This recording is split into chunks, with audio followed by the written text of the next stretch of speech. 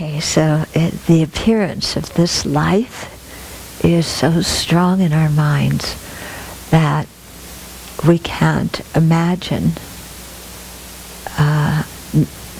not being who we are with, whatever image we have of ourselves that exists in dependence upon, all of our conditioning by family and society, and exists in dependence upon what's around us. How we relate to other people, how we relate to social institutions, all these things, then we create an identity of who we are.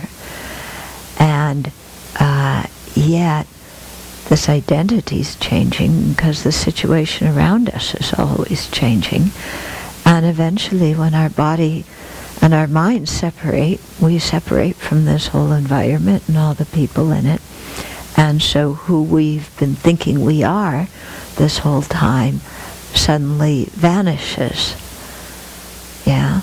Because when you think about it, don't you have this idea of who you are, and doesn't it exist in relationship to the people and social institutions around you? I'm the child of so-and-so. I grew up like this. I'm from this nationality, this ethnic group, this religious group. I'm of this gender and this sexual orientation, this socioeconomic class, this educational background.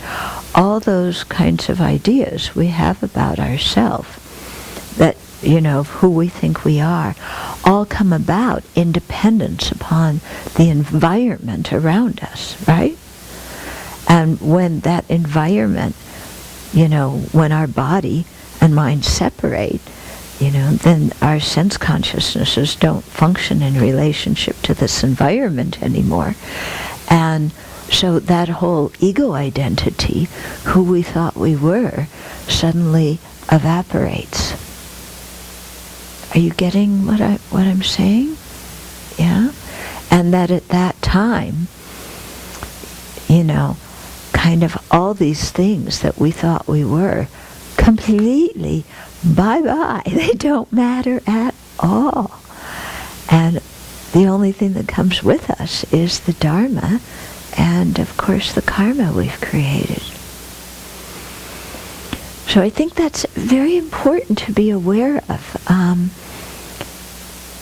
and to really see how constructed and fabricated our identity is. Because, it's so much us that even with an intellectual knowledge like that, it's still going to be hard when it all stops, And if we don't even have an intellectual knowledge of that constructed nature of who we think we are, then when it ceases, it's like, we feel like we're disappearing or vanishing or something like that. And death becomes quite frightful.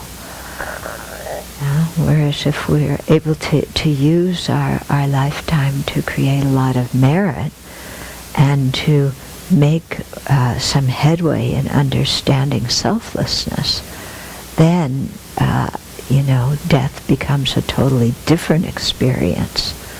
It's not going to be so frightening, and, we'll have some confidence that of having a good rebirth, even though we have no idea who we're going to be in our next life. Yeah. Sometimes we think about future life and we feel like, well, yes, it's still me, this solid me, and I just pick up with my same personality, my same likes, my same dislikes, the same conditioning, same social identity, and I'm just going to pick up out of this body and move into another body. Not exactly. Yeah. But, that's just showing how much we grasp at who we think we are. And even in this life, that grasping confines us. I mean, just as we were talking yesterday and seeking approval from other people, yeah, we're trying to create an identity for ourselves that we feel okay with. You know, saying that if other people approve of us, then we must be okay, or if other people think we are this or that, we must be it. Yeah. But no, that's not us. Okay, so this is why we're practicing the Dharma, to overcome this thing of grasping at a body and mind, grasping at a self, grasping at identities. And what I was describing, our whole social identity, that's just the acquired level of what we've learned this life.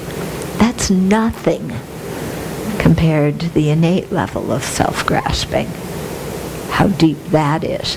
And yet we can see how deep the grasping at the identity of this life is, how strongly we hold it. Yeah. And so to get out of cyclic existence and to just, we need to stop this grasping and free ourselves from it. And so to do that, we need wisdom. To support the wisdom, we need concentration. To generate concentration, we need ethical conduct. Yeah. One item yesterday when I was talking about that series and how ethical conduct prepares us for concentration, one thing I forgot to mention is when we don't keep ethical conduct, and we don't practice any kind of restraint with our senses, then, as we all know already, I just thought to point out the obvious, when we sit down to meditate, what's going on in our mind? Can we concentrate? Or what's going on in your mind when you sit down to meditate? Aren't we replaying a lot of the sensory experiences we just had? Conversations with people? What did they think about me? Did they understand what I was saying? Oh, there's something really attractive. Can I get it? Oh, this person said something hurtful to me. And how ensnared we are with, our sense perceptions, and of course our interpretations of our sense perceptions.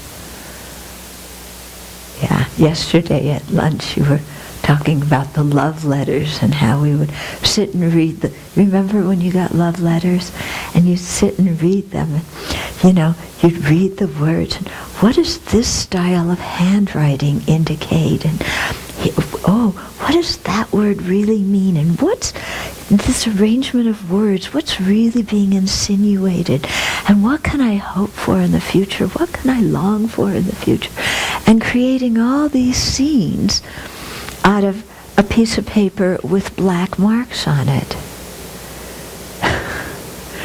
Yeah.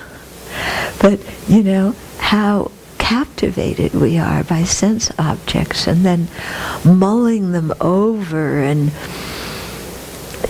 anticipating pleasure in the future, or mourning the pleasure that we had in the past that's no longer here, or nursing our wounds because people don't love us enough. And to think we've done this since beginningless time. It's really rather sad, isn't it? Yeah. They often say in the scriptures, they talk about, if the tears we shed could fill, they would fill zillions of oceans. All the tears we've shed in samsara. Just think of how many recycling bins all your love letters since beginningless time would fill. Yeah. Or maybe you could record all those phone calls, how much... You're making a face. How much, how many bytes all those recorded phone calls would be, or, yeah. Anyway, that's motivation to get out of cyclic existence, isn't it? Maybe there's a new hell realm in which you have to reread all your old love letters from beginningless time. That would really be a hell realm, wouldn't it? You have to reread all of those, knowing, kind of how it ended, and then reread how it was going on. Okay, so for a few days now, I've wanted to talk about the reasons that the Buddha gave every time before he set up precepts, and I haven't gotten around to it, so I thought today maybe I should do it, because it really, I think it's really helpful. It tells us, why did the Buddha establish precepts? Yeah. Well, what's he trying to get at? What is the meaning of being a Sangha member? Yeah. Okay. So, in general, we can divide the reasons into detailed reasons and then a general reason. Okay, that's the overall division. Within the detailed reasons, then there are 3 subsections, First subsection is to promote harmony within the Sangha. Second is to transform society. And third is to bring about individual liberation. Those are the 3 subsections of the in detail explanation of the advantages of establishing precepts that the Buddha spoke every time he established a precept.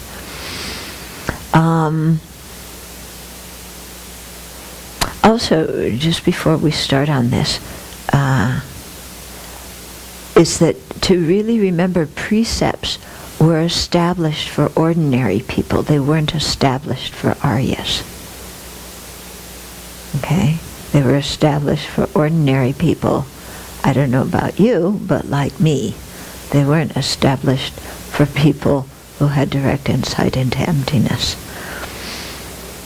Okay, so within the first subsection of the detailed explanation, which is to promote harmony within the Sangha. Okay? Then there's 3 points under that. And so the first is to direct the monastics. Okay? So it directs how monastics use their body, speech, and mind, and make sure that we use our body, speech, and mind in constructive ways. So then you think, okay, how does that promote harmony within the Sangha community?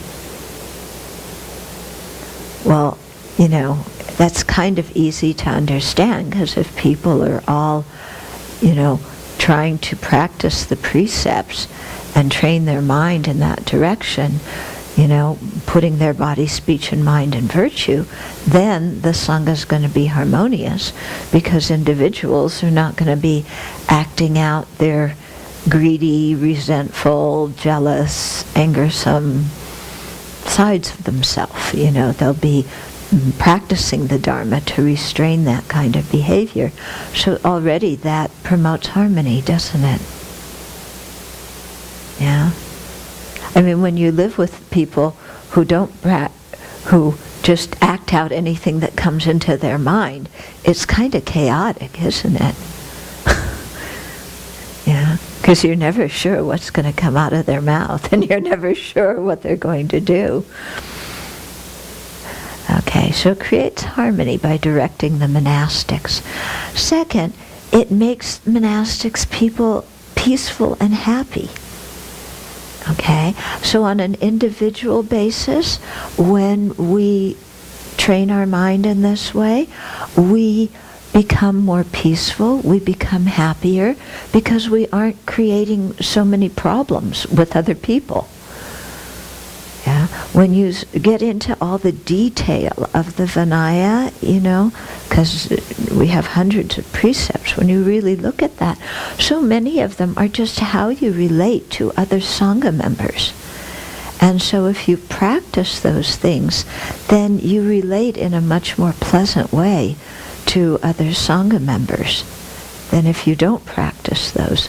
So it creates harmony within you as an individual because you get along with people better, and it creates harmony in the community. That's why the Shikshamanas, you have the 292 that you're training in before you take them, and why I ask you, on Posada, have you read those? Have you examined them? How are you keeping them? Because they go into much more detail about how you relate to people than just the 10 precepts do. Okay? I mean, for example, in the 10 precepts, one of them is not to lie. Yeah. Well, if you really look at lying, there's so many different kinds of lying and deception that we can do that often we're not aware of unless we have a detailed precept that says, for example, don't give a garment to somebody and then ask for it back, because it's a form of lying. It's also a form of stealing, in that you give something to somebody, like saying, this is yours now, but you don't really mean it. You're not really telling the truth, or you're not really giving it, because you go around and ask it back for it later, which is going to create conflict in the community, isn't it? Yeah? You give somebody something, they start to use it, then you say, I want it back. Yeah? Then, that's going to create some funny feelings in there. Okay. So there's a lot of detail that gets pointed out to us in the precepts that we may not think of on our own if we're just looking at the broad categories of the 10 precepts. Okay? So the precepts, keeping the precepts really holds the Sangha together. It unifies the Sangha, because we're all trying to practice in the same way. We're all seeing the same kinds of things as hindrances to our practice. Okay? So, there's the precept about singing, dancing, and entertainment. Now, let's say there's somebody who is not keeping that, who's going around the monastery humming and singing, lyrics from rock songs and kind of dancing in the corridors as they're vacuuming or something. How's that going to influence everybody else? Yeah? It's going to set up a certain vibration in there. Or if there's somebody who's always hankering, oh, can't we go see this movie? I saw this, something that's not a documentary or educational one, but, oh, my friends, said it was so good. Let's all go as a community to the movies and watch it. And other people are saying, well, actually, I'd rather read the Lam today. Yeah, I don't really want to go to the movies. Then, if people aren't practicing in the same way, it's going to pull, it's not going to be creating harmony in the environment with people. And there's going to be lots of debates about, shall we do this or shall we not do this? And, whereas very often it's kind of said in the Vinaya, and we all have agreed to follow that, so it makes things a lot easier. Okay, then it also promotes harmony within the Sangha. The third point here is to protect monastics. Okay, so this has to do with the different harmonies that we practice together. So harmony in the equality of our views, our precepts, our offerings. We'll get into this a little bit later, the 6 harmonies that the Sangha shares. So, when we really treat each other equally and want people in the community to be equal, it promotes harmony, and harmony in the Sangha makes the Dharma last for a long time. Yeah? Because the Sangha is the one that is mainly responsible for continuing the Dharma to future generations by having a monastery, by being identifiable in society, by having more time to study and practice and teach. Yeah? And so, if the monastic community, if we protect each other by all being equal, in many ways, then the Sangha is in harmony. Then we can go about our quote, quote, duties of learning, reflecting, and meditating on the Dharma, and then teaching it. Whereas when the Sangha isn't in harmony, it's a disaster, Then there's always these different factions and different groups, and this one's talking bad about that one, and that one's talking bad about this one, and it, devolves into usual political situations that sentient beings have. Okay, and then there's no time to practice the Dharma, because everybody is too busy either arguing or trying to sort out other people's arguments. Yeah? And so the time that you would spend studying doesn't happen because you're talking to this one, talking to that one, talking to this one, if you're in the role of being the mediator and trying to get them to understand each other, or if you're in the role of, I'm mad at somebody because they, took my blankie, and then so much time gets used in that. We draw other people into it, and the Dharma doesn't happen. So in our posada, in the dedication verses, when we do posada, so this is. It says, when the world-honored one, the Buddha, was about to enter parinirvana, great compassion arose in him, and he gathered the assembly of monastics together and gave these instructions. Do not say after my parinirvana that pure practitioners have no protector. Now that I have taught the Pratimoksha Sutra and the excellent Vinaya well, regard these as the world-honored one after my parinirvana. Pretty powerful, isn't it? He didn't say, I mean, every time I read this, I would say, he didn't say, regard the teachings on emptiness as the world-honored one. He didn't say, regard the teachings on compassion as the world-honored one. Which usually are like the center, the most important thing, wisdom and compassion. And he said, regard, the Pratimoksha and the excellent Vinaya, regard these as the world-honored one after my parinirvana. Okay? In other words, what is going to structure the life of the monastics so that the practice of the 3 higher trainings, the practice of wisdom and compassion, all other practices can happen peacefully, harmoniously within this container that the Pratimoksha and the Vinaya have set up. That without that container, you may have the other more advanced teachings and liberating teachings, but it's going to be very difficult to practice them because the environment isn't going to be conducive, because people are not going to be going in the same direction.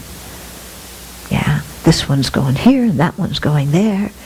And, you saw this right after the Buddha attained parinirvana. There's this story that one monastic said, "Oh, good, well, we're glad that he's gone. Now we can do whatever we want." Yeah? Who needs all these kind of rules? We'll invent our own, or we'll just dispense with those. We don't like those. Yeah? And so right away, Mahakassapa, for all his, personality, he picked up on something really important, and that's why he went to Rajgir and called together this assembly of 500 arhats to recite the sutras and the Vinaya. Okay? Because establishing that container, what are we going to do together as a group of Buddhist practitioners, who are the people who have chosen the lifestyle that gives us the most amount of time to study and practice and teach. How are we going to regulate our lives? How are we going to live?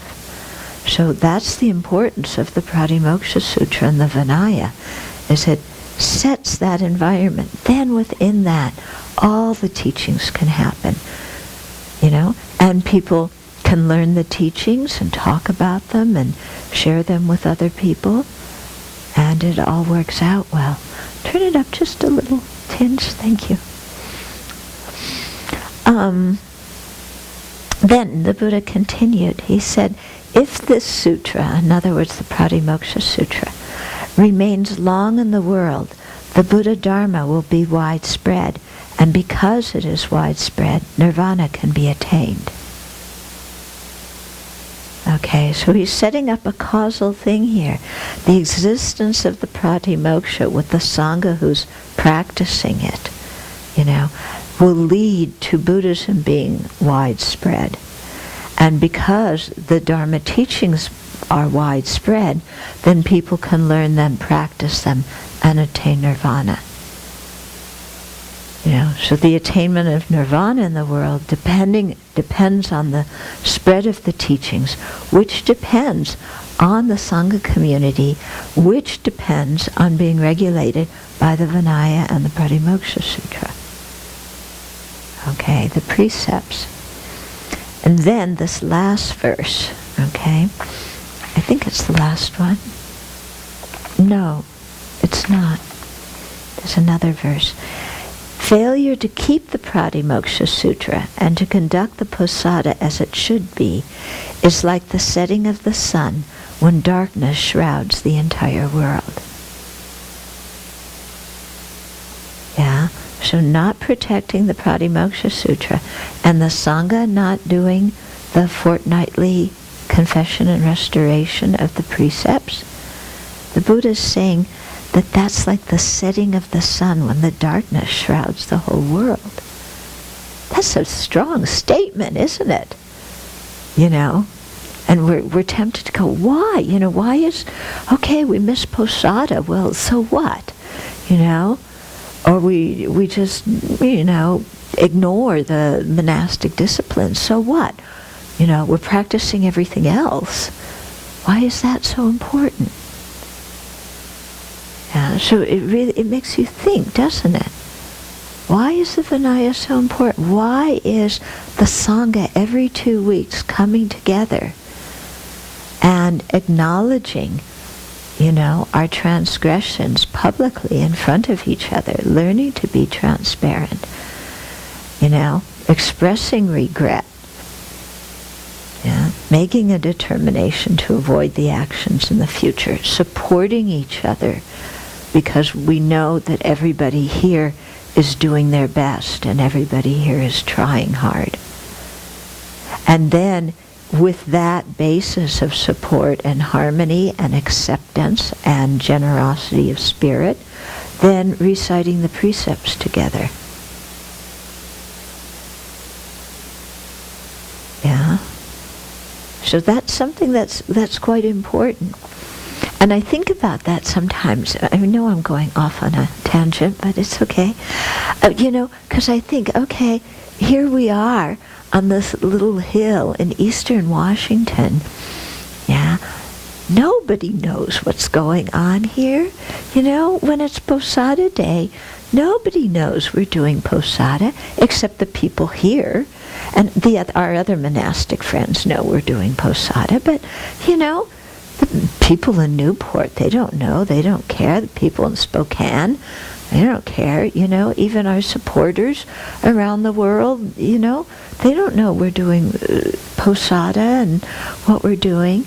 And yet, look what the Buddha's saying is the value of it. Yeah? Whether the world knows it's happening or not.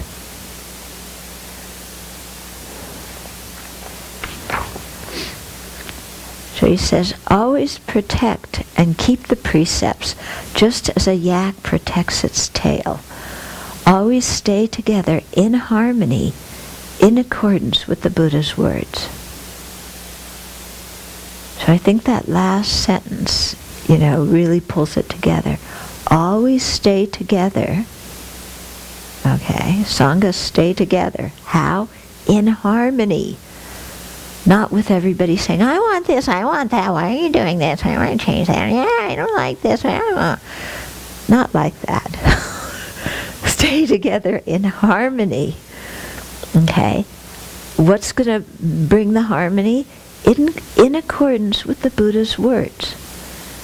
That we're all following the same precepts, we're all studying the Buddha's teachings. One person is not doing Hare Krishna and another person is not doing, you know, Sufi dancing, and somebody else isn't studying the Kabbalah, and somebody else, you know, following somebody who's saying the world's going to end. No, you know, we're not staying together like that. We're staying together in harmony, in accordance with the Buddha's words. You know, practicing what the Buddha taught, practicing the precepts that he gave. Yeah. And so that protects the monastics, and it promotes harmony within the Sangha, and the harmony of the Sangha contributes to the endurance of the teachings, which contributes to the awakening of all sentient beings. Okay? So this is what the Buddha was getting at when he set, you know, the things, when he was setting down each precept. Okay, then the second, under the broad heading of in detail, the second major point was to transform society. So here we're talking about, you know, Sangha exists in relationship to general society. You know, lots of people think that Sangha members have dropped out of society, that you've rejected society. No, not at all. Yeah? We exist in relationship to society. It's like I was saying before, how everything exists in relationship to other things. You can't have a Sangha community without having general society. You can't. There's no way, there would be no way to identify Sangha without general society. The two exist in relationship to each other. And new Sangha members come from general society. Okay? So you have to exist in relationship to general society, otherwise the Sangha is not going to continue. Okay? And also, one of Sangha's responsibility is to teach general society. You know? And like I was saying before, to be like a conscience to society. You know? Posing different questions for people just by how we live, posing questions to people of, you know, what choices are you making? What are your values? Okay? Also, the Sangha receives our four requisites: food, clothing, shelter, and medicine from society. We don't exist apart from society. We cannot stay alive without general society. So all these people who say, oh, you're rejecting society when you get ordained, you're dropping out, they don't understand. I mean, that's not the case at all what's happening. Anyway, where are you ever going to go where you are not in relationship to other sentient beings who form a society? Yeah. Well, I'll go up on the mountain in some cave where they don't know I am. But you still exist in relationship to general society up there. Society conditioned you. Where are you going to get the food you eat if not from people in society? Who's going to put a door on your cave? Yeah, people, they enclose the caves and put doors on them. It's not that people meditate in open caves all the time. Yeah, who's going to help you, build your cave up? People. We can, there's nowhere we can go where we're apart from society and apart from other sentient beings. Okay? So it's very important to remember and to explain to people when they say, oh, you're rejecting society. No, I still live in relationship to society.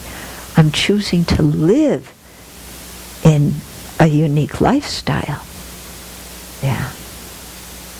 But I'm not just saying everybody else on this planet is trash and walking out on them. Okay?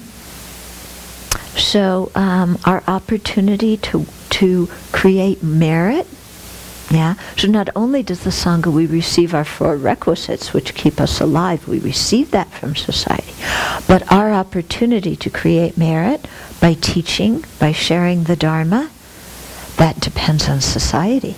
How are you going to create the merit? The Buddha said that the gift of the Dharma is the highest gift. How are you going to create generosity if you don't treasure society? And if you think that you're rejecting society, then you won't go teach, you won't create merit. Yeah? How are you going to attain realizations without creating merit? And if you don't give anything to the lay people, why are they going to give you food?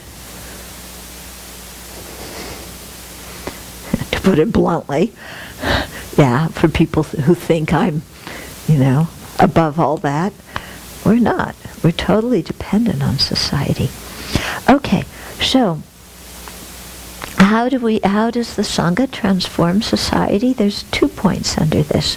One is we inspire people who don't have faith right now. Yeah, people who are not Buddhist. Yeah, or maybe they grew up in a Buddhist family, but they don't have any faith. Yeah, the presence of the Sangha inspires those people. And we get emails to that effect and letters to that effect of ooh, sorry, I'm just waking you up. I got an email a couple of days ago from somebody in Singapore. Actually, it's somebody who's like 17 who writes me all these Dharma questions and stuff. Haven't even met him. But anyway, he said, I really respect what the Abbey's doing in its prison outreach program. All these people who have been rejected by society, who are imprisoned, who have a lot of hardship, and you're extending kindness and compassion in the Buddha's teachings to them. And he was saying, that just makes me so happy. And he was not somebody who's directly benefiting from us doing this, but him just knowing that the Sangha does this brings joy in his heart. Yeah?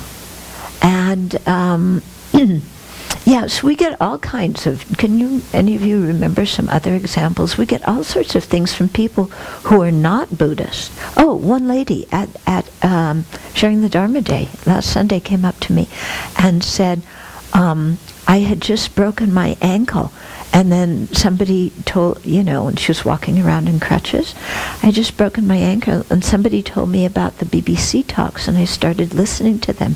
And they've helped me so much deal with, not being able to walk properly for this time. She wasn't a Buddhist before, didn't know anything about the Dharma. Yeah? And so the presence of a Sangha community and the things that we are able to do because we are a community, are much vaster than one individual can do. Yeah? I mean, one individual can do a lot, but you can only do as much as everybody else joins in with you, with your virtuous project. So you have a Sangha community, everybody's steered, geared up to doing things to help sentient beings. Then there's more people to work on these projects that develop sentient beings, and some more people get helped, more than if we were all each individuals living separately in a flat in the city. Yeah? So you can do much, the whole is more than the sum of the parts, until you start doing emptiness meditation.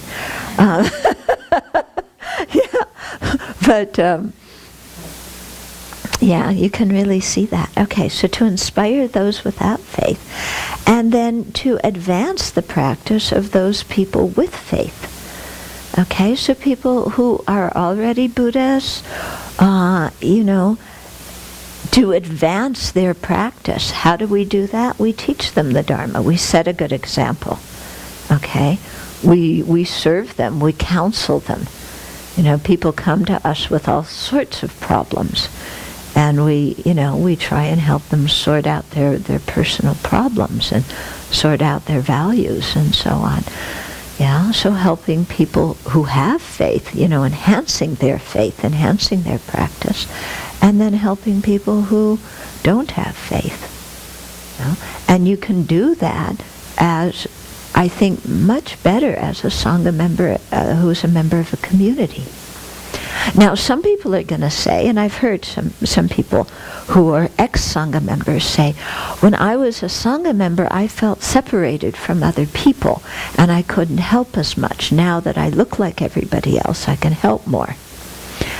And I find it quite interesting, that these people were very self-conscious when they were Sangha members, kind of like, everybody's looking at me because I look different. Yeah. And it's funny just talk about that for a little while, because I remember one time somebody had invited me out to lunch, and we walked in a restaurant, and she said, "Do you know that everybody's looking at you?" And I said, "No, I didn't even notice." It's like, I've been ordained so long, I don't even bother noticing these things.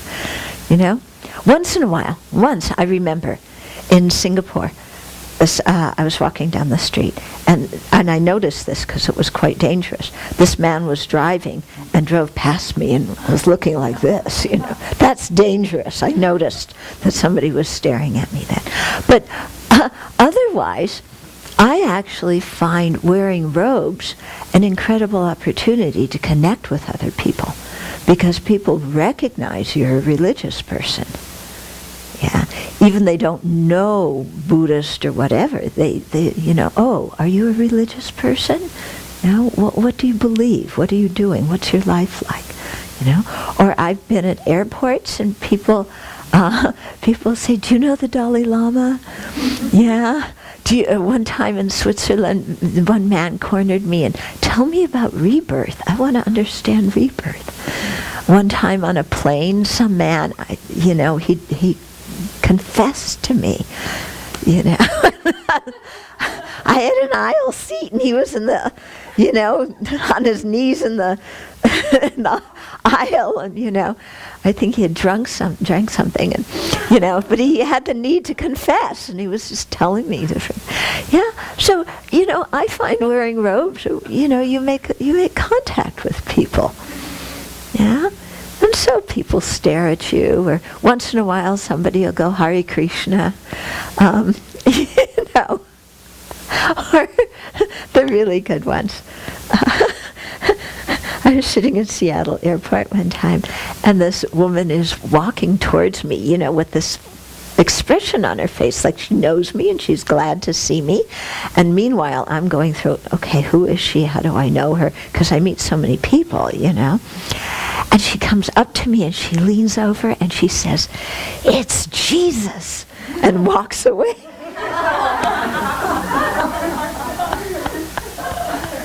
Yeah. Okay. You know, or you're in the women's bathroom and somebody walks in and goes, "Ah!" when they see you, because they think you're a man because you don't have any hair. You know, or the times, again, you know, on flights and in different places, people say, "What would you like to drink, sir?" Or, you know, "Can I have your ticket, sir?" "Yes, you can. Do you notice my voice?" I mean, it's hilarious, this kind of stuff. It doesn't bother me at all. Apparently it bothers some other people, you know, but I just, you know, I smile, and it's, you know, it's just a way to connect with people. Okay?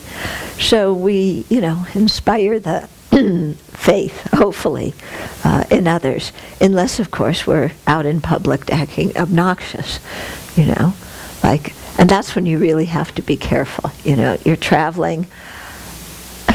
This happened to me once. You know, well, it happens many times. You're traveling and your flight gets canceled, you know, because of weather or who knows what, and it's an international flight and you have to be somewhere and they're going to reroute you. Any of you ever experienced that? Oh, delightful. And, you know, and then it's like, okay, this is the time when I have to be especially mindful because I'm noticeable in public. Yeah. And so I remember one time this happened, and where was I going? It was some international flight, and they were like moving us to here and there, and it was crazy. And somebody came up to me as we were, you know, were going towards the gate and said, something to the effect of, "Watching you be so calm throughout this really helped me." You know? Unfortunately, I remember another time when, you know, they were going to bounce me off. Well, I wasn't sure if I was going to get on a flight. And, you know, and I had to be somewhere, and, you know, I pushed. I wasn't so proud of myself for pushing. I mean, I wasn't obnoxious, but I was pushy. There's a difference between obnoxious and pushy. Only when it concerns me. When other people are pushy, they're obnoxious. Yeah, I wasn't too proud of that. But I wasn't as bad as I could have been. Okay, then the third subcategory under the in detail section, the purpose of the precepts is to bring about individual liberation. Okay, so there's 4 points under this. So first one is to restrain the restive. Okay? When we're restive, we have ants in our pants. We cannot concentrate. We want to go here and go there and do this and do that. We cannot sit down and focus. And the precepts act as that container, you know. And if we follow the precepts, it calms our restiveness. Okay? Because you just get, you know, how you get in those moods, and it's like, I just want to go out and do something. You know, and it's like, if you're a layperson, yeah, I mean, you'd go out to the pub, you'd go out doing this, you'd go out doing that, and you know, stay up until 3 o'clock in the morning watching movies, or, you know, pull out the porn flicks, or who knows what people do. Okay, but when you're a Sangha, you can't do that. Okay, so it contributes to our personal liberation because it restrains us when we are restive. Yeah, we can only, you know, that's why when I was looking for land, a place with a view and a place with lots of land, were two criteria. Because when your mind gets restless, what do we do here? Yeah, we all head for the forest. Yeah, that's what we all do. If we're in a bad mood, or we're unhappy, or we're just anxious, or whatever, we all go to the forest, and take a walk. And then you come back feeling different. Okay, second reason is it stabilizes those precepts, stabilize those with a sense of integrity. So when we've made mistakes, we know how to purify. Yeah, we know that it's important to reveal our mistakes, to repent our mistakes. Yeah. So yeah. So it helps us to resolve our internal conflicts because we know how to make amends for making mistakes. And we know that making amends is part of our life as Sangha members because we do make mistakes. Okay, so it stabilizes those with a sense of integrity, and the precepts help us, live our life in a good way. Then they also, third, is eliminate present defilements. So when we have a lot of defilements in our mind, then we usually want to act it out. And what we want to act out is usually against the precepts. Yeah, because there's defilements, there's afflictions manifest in the mind. By having, we talked about this yesterday, by having the precepts, the precepts act as a dam. They act as something that says, wait a minute, I said I wasn't going to do that. So what is going on in my mind right now that I now want to do that?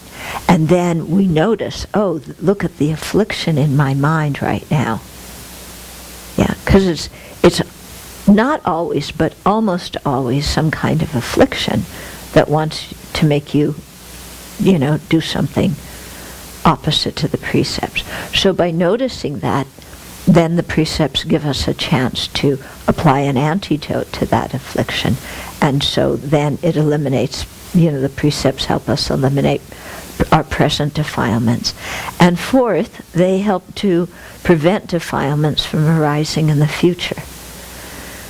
So as we practice and we get used to counteracting our defilements and we get used to keeping the precepts, then gradually our desire for those things that we were desiring fades away. And so the defilements motivating them, go down.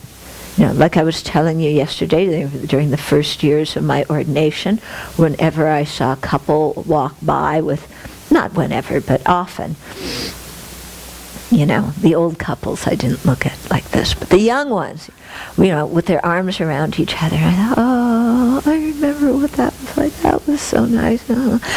Clearly defilement in the mind, attachment in the mind, okay? But I have a precept of celibacy, so I'm not going to act on that. I'm not going to look for the next cute guy and go off walking down the street, with our arms around each other because I have this precept. So it makes me look at, what was the state of my mind that I was hankering after that. What's going on in my mind, and, how can I work with that state of attachment, or how can I work with that longing or that personal need that I had? Yeah, and so it throws you back on yourself, and you learn how to become a doctor to your own mind instead of just acting out, whatever you're hankering after. Similarly,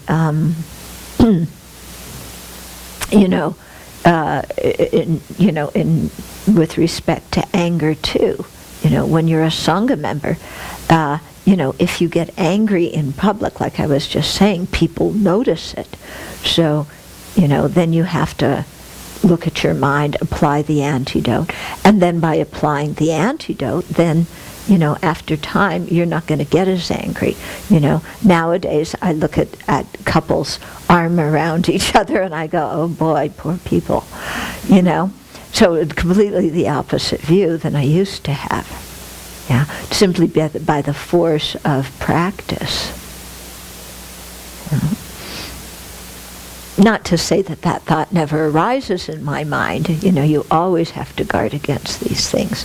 But if that thought arises, I go, oh, but remember what's going to happen in the future. So don't start daydreaming. Okay, then so that was the in detail explanation. Then in general, this has to do with the ultimate goal of practice, and so the precepts, contribute to the ultimate goal of the Dharma, because they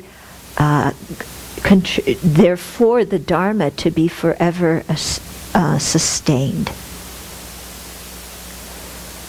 Okay, so that's the ultimate goal, for the Dharma to be forever sustained.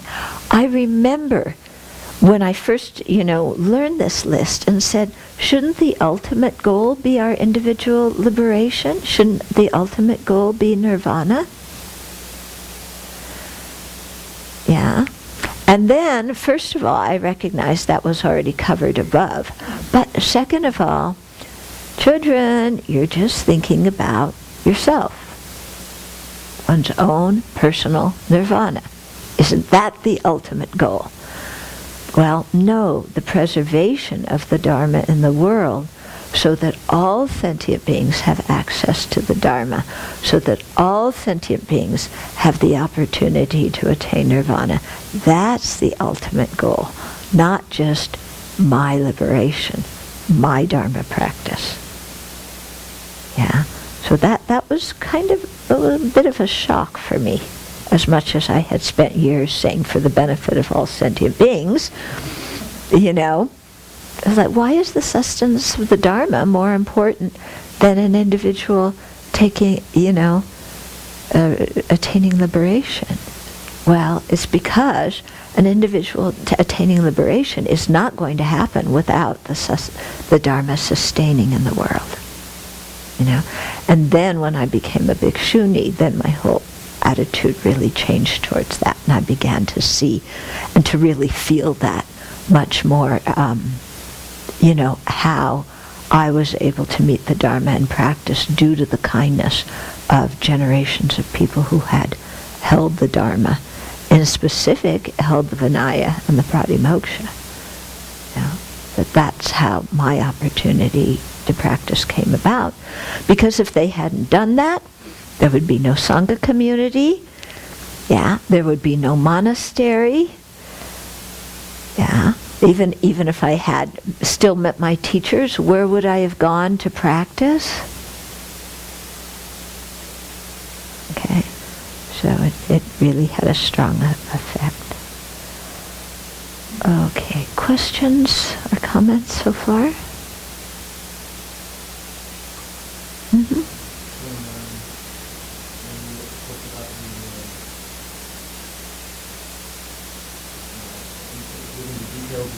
Mm-hmm. First subsection, number 3. Protect Monastics, in my words, comes with harmony, because that would undermine the capacity of the monastics to study, to practice, and to teach, and very importantly, to uphold the Dharma. Mm-hmm. Mm-hmm. And all of a sudden, maybe for the first time, more than intellectual, I understood ordination is not about me. Ordination what? It's not about me. It's exactly.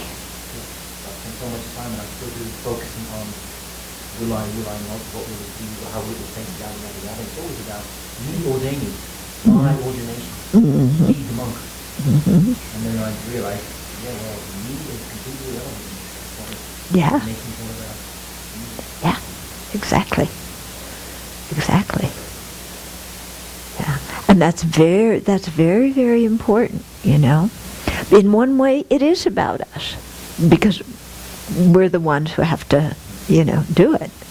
But it's not really about us, because we're entering into something that is far beyond us as an individual, and far beyond our own individual goals or needs or something like that. Yeah. We're entering into a community that has a purpose. It's not about... And this is something, at the very beginning, like as you were saying, it was always about me, my ordination. Am I not? What will it be like for me? Will I be happy? Will I be miserable? What am I going to look like when I shave my beard off? Kind of, will people still think I'm as good looking as I am now? Or maybe I'll be better good looking? Or, how am I going to wear these robes? And, always thinking like that, okay? And it's interesting, new monastics very often, the whole thing, it's all about me. Yeah, I want a schedule that fits what I want to do. Yeah, I don't like the schedule. I want a different schedule because this schedule does not fit with what I want to do when I want to do it. Yeah, and the food here just doesn't cut it, I cannot stay alive on this food here. Yeah, I need different kinds of food, and I need my blanket, and I need the little rug by the, that's my cherished rug from home, by the side of my bed, and I need a certain kind of pillow, and I need a certain kind of lamp. This lamp, if I don't have a different lamp, I cannot read, and if I can't read, I can't study the Dharma, and if I can't study the Dharma, then my life as a monastic is ruined. So I've got to have this lamp. When are you buying it? All about me. And the first years of ordination very often are like that until, you get knocked around a bit. Right? Did you get knocked around a bit? Yeah, we get knocked around. And then we go, at first it's, I'm getting knocked around because these people are all so inconsiderate. And then, after a while, it's like, well, maybe I contribute to the situation too. Maybe, once in a while. Yeah. And so that's how we start to change. Mm-hmm.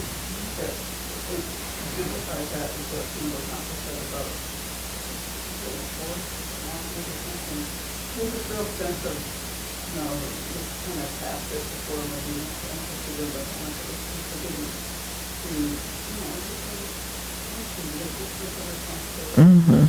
Yeah. Right. That's actually very good, because sometimes there's just very mundane chores that need to be done. But if you have this sense of living in a community, and I'm offering service to the community, and the community's here for a higher purpose than just me, yeah, then you can, pick knapweed or do the dishes or whatever it is with a mind of happiness.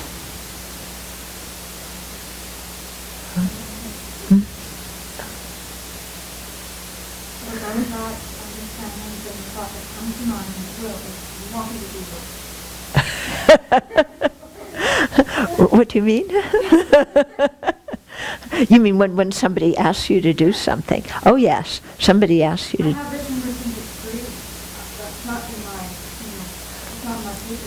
Right. Right. Haven't you read my CV? Yeah, I have this and this and this and this and this talent, and you're asking me to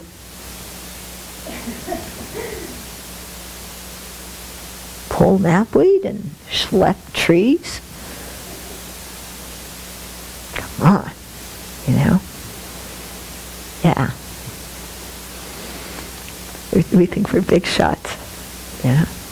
Until somebody gives us a position of responsibility.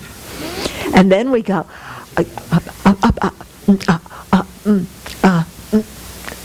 I can't do this, I need help. This is too much responsibility. I need help. Why aren't you helping me? Yeah, we're so funny, aren't we? Yeah. I was really impressed when the young adult program, when you and Lauren, arrived. And at that time, all of you who see the entranceway to Chenrezig Hall, that's not what it looked like 2 months ago. There weren't flowers, there weren't the pavers there. It was a mess. There was gravel and different red-colored stone, and we had, those other brick kind of things lying around. And you guys got here, and Venerable Semke said, okay, we're going to make the entranceway look nice, and we have 2 weeks to do it before the consecration. And you guys dove in and just, participated with such good hearts and so much willingness. And it was just wonderful for the rest of us to see. Yeah? Kind of because there was really a team spirit. Yeah? Uh-huh. Yeah. I say, for doing it, I think that more so than maybe anything else so far I've done here, because when we were doing it, it was like, okay, yeah, we're paving the path, because it was very patient, slow-going work to do. But it was definitely something that I could easily see will be here, not just for us, but, the next generation, and countless people hopefully will be walking on those and be able to use the prayer wheels and stuff there. So it really has this, bigger purpose than just easily see. Yeah. It's very nice. Yeah. Yeah.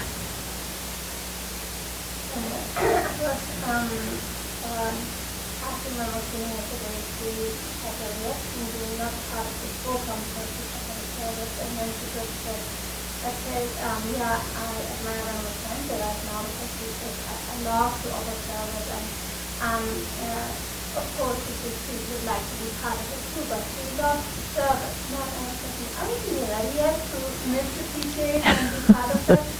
But then certainly Venerable Semke also mentioned that appreciation to be of service to to take her own individual interest, get it out, and then to step over something what really used to.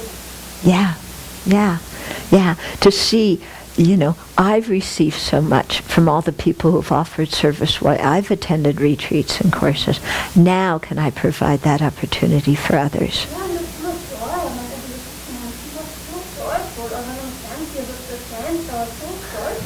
Yeah. Yeah. Yeah. Yeah. Yeah.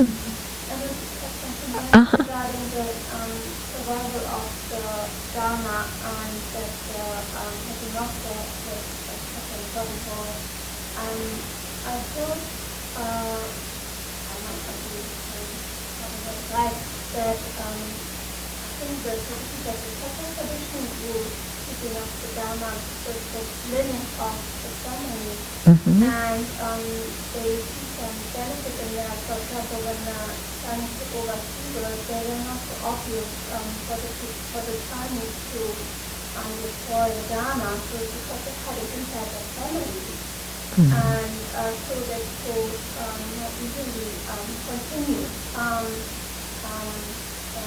keeping the Dharma alive. But I don't know. What that because it was a lineage passed down in the family, that it was easier for them to keep the Dharma alive? Because they had nothing wiped out so much life on the monastery. Okay, well it's true, like the Chinese would go for the monasteries. But when you have a family is how many people? Yeah? And if those few people had not been able to escape, what would have happened to everything else? Yeah. Whereas when there's a lot of monastics, it's easier. Also, when the historians look, and they, why was Buddhism wiped out in India, after the Mongol invasions, and it seems like a big reason was that the monasteries had gotten so large, and Dharma was not spread amongst the lay people so well. So when they went and burned the monasteries, then that was it. There was nothing left in India to sustain. So what that says to me is you need not only monastics, but also lay people practicing. Not that one or the other is better, but for the Dharma to be sustained in a country, you need the fourfold Sangha. Yeah. Mm-hmm. And then I also used to talk about, like when the Tibetans, like what I mentioned to the goal, that is such a focus into doing the vertical studies, so that's later after their long-term studies. And then I am a little bit irritated why there's so much focus on that, but then now what the Buddha was saying, and that's not hidden, it's now that, and still they teach the philosophical higher than higher than Yeah. That's their choice, how they're doing it. My guess is they chose that because the tradition comes very much from the Nalanda tradition, and the Nalanda tradition really emphasized the philosophical studies. Yeah, whereas you see, there's so many different ways to practice the Dharma. That's the thing, that often we get very limited role models for how to practice the Dharma. You're either supposed to be, Longchenpa, Sakya Pandita, Jay Rinpoche, and the Karmapa rolled into one, or you're supposed to be Milarepa. And if you're anything less than either one of those, then, somehow you haven't made it. And I think what we see happening in the West is a more expanded view of what it means to practice Dharma, because I'm sure in ancient India, also when you read things, and when you look at Tibetan society too, there's many people who practice in many, many different ways. When we're taught, we're just presented a couple of images, but in actual reality, people practice in a number of ways. The people who are artists, I don't know how much they study, but boy, their artwork, some of it is just amazing. They've really captured the spirit. Some people do social service work. There's so many different ways to practice the Dharma. And even within the monasteries, it's not like everybody's studying in the monasteries.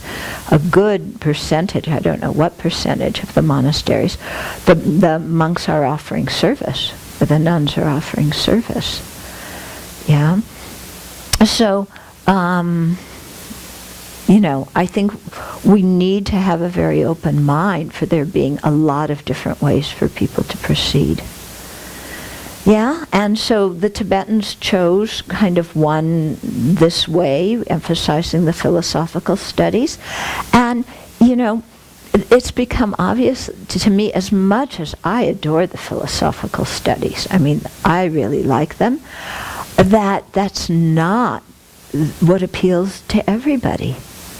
And that's why the Abbey is not trying to recreate a Tibetan monastery.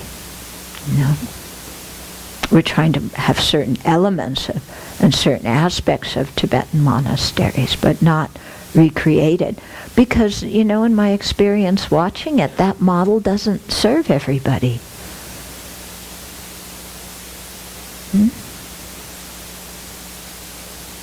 Anyway, where was I going with all of that? Where were you going with all of that? Yeah. So, okay, so I know. So you were saying, why isn't aren't the Tibetans putting more emphasis on Vinaya? Well, that's one of the changes that we're doing here at the Abbey, is people, learning more about Vinaya early on rather than later. Okay, and the way we're learning Vinaya isn't necessarily by going through the precepts 1, 2, 3, 4, 5. It's also by learning the general flavor, what I call the monastic mind, which is what I want to get into next, tomorrow. Okay, is, you know, what changes when we become a monastic? What is a monastic mind? Yeah, how do we create a monastic mind? Okay.